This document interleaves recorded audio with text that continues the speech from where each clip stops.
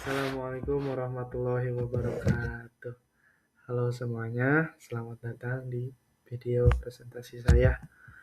Pada kesempatan kali ini, saya Muhammad Wira Ramdhani Maulana, mahasiswa program studi Hukum Ekonomi Syariah STAI Darut Tauhid, akan memaparkan hukum perdata mengenai subjek hukum perdata, kedudukan manusia, dan badan hukum sebagai pendukung hak dan kewajiban.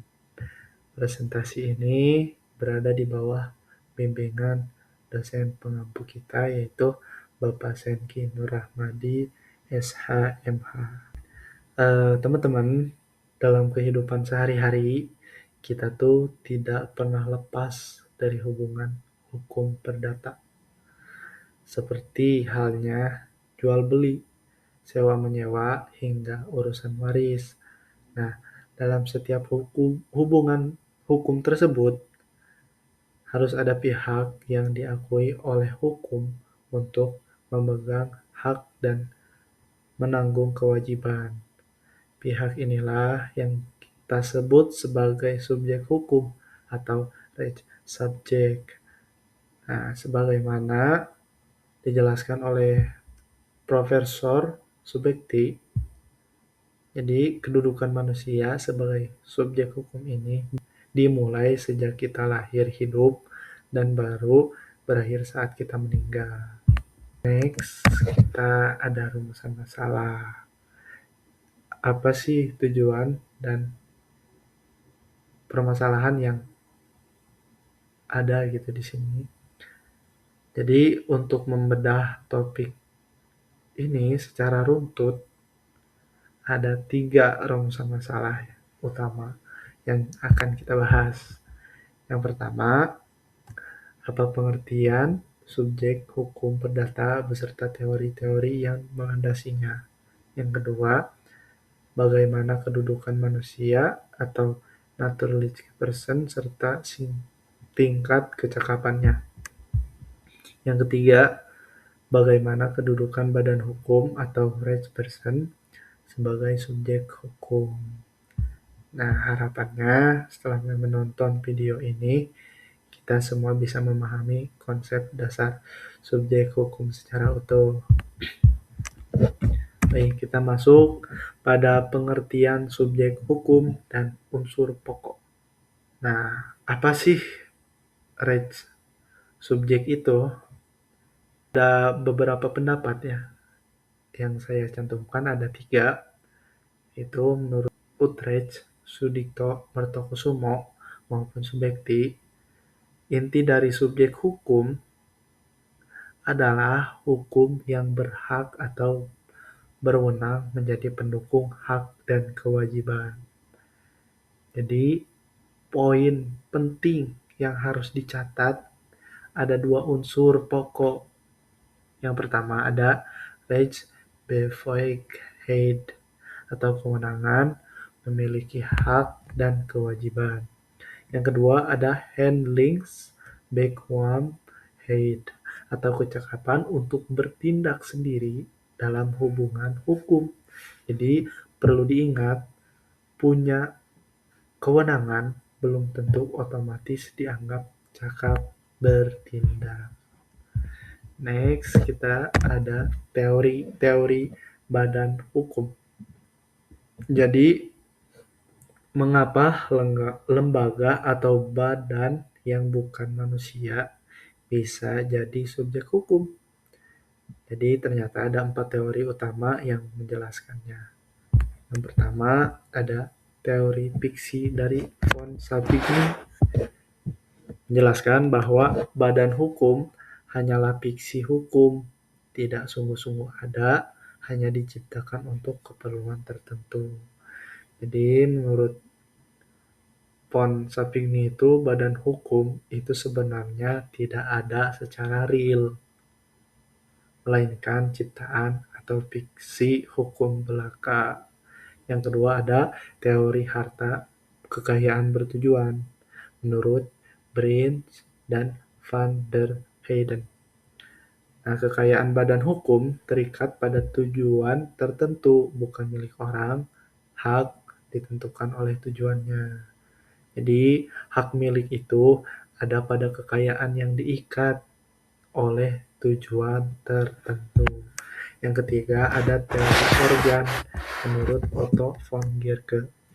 Nah, badan hukum adalah organisme real seperti manusia, memiliki kehendak sendiri dan bertindak melalui organ-organnya. Jadi, badan hukum itu dianggap seperti organisme yang nyata memiliki kehendak sendiri melalui organ-organ yang seperti yang ada di dalam tubuh kita manusia gitu. Nah, yang keempat ada teori kekayaan bersama menurut Molengraf dan Planiol.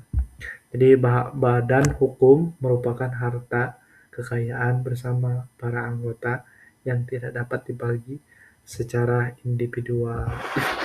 Jadi badan hukum ini tuh milik bersama gitu, milik bersama seluruh anggota yang kekayaannya itu tidak dipisahkan secara individual. Next, manusia sebagai subjek hukum. Baik, sekarang kita bedah subjek hukum. Yang pertama, itu manusia atau naturalist person ini tuh menurut pasal 2 KUH Perdata, status subjek hukum dimulai sejak lahir, hidup, dan berakhir saat meninggal. Bahkan anak yang masih dalam kandungan pun bisa dianggap sebagai subjek hukum jika ada kepentingan yang menghendaki. Contohnya, urusan waris atau warisan dengan catatan ia lahir dalam keadaan hidup. Jikalau lahir tapi meninggal, ia dianggap tidak pernah ada. Nah, selain itu, ada aspek domisili atau tempat kedudukan hukum yang menentukan lokasi pengadilan, pernikahan, atau pelaksanaan kewajiban. Next, kita ada kecakapan bertindak. Nah, jadi meskipun semua manusia adalah subjek hukum, tidak semuanya cakap melakukan perbuatan hukum. Nah, sebagaimana pasal 1330 KUH Perdata, ada golongan yang tidak cakap. Yang pertama, orang yang belum dewasa. Yang kedua, orang di bawah pengampuan atau yang disebut curatele, misalnya karena gangguan jiwa atau tidak mampu mengelola keuangan. Yang ketiga, itu dahulu wanita bersuami dianggap tidak cakap. Sejak SEMA nomor 3 ini 1963 dan UU nomor 1 1974 ini diterapkan. Nah, aturan yang wanita bersuami tidak dianggap cakap hukum itu dihilangkan setelah itu. Nah, konsekuensinya jika orang yang tidak cakap melakukan transaksi hukum, transaksi tersebut dapat dimintakan pembatalan. Gitu. Next, ada badan hukum sebagai subjek hukum atau rights person. Nah, subjek hukum kedua adalah badan hukum atau rights person. Jadi ini adalah entitas mandiri yang bisa membuat perjanjian, memiliki kekayaan sendiri, serta dapat menuntut dan dituntut di pengadilan. Nah, ciri khas badan hukum memiliki 4 unsur: harta kekayaan terpisah, tujuan tertentu, kepentingan sendiri, dan struktur organisasi yang teratur. Contohnya pada perseroan terbatas atau PT berdasarkan Undang-Undang Nomor 40 Tahun 2007 yang memiliki organ RUPS, direksi, dan dewan komisaris. Selanjutnya ada Klasifikasi badan hukum. Nah, badan hukum dapat diklasifikasikan menjadi beberapa bentuk. Yang pertama ada badan hukum publik. Itu didirikan oleh negara, contohnya Negara Republik Indonesia atau Pemda. Yang kedua ada badan hukum privat.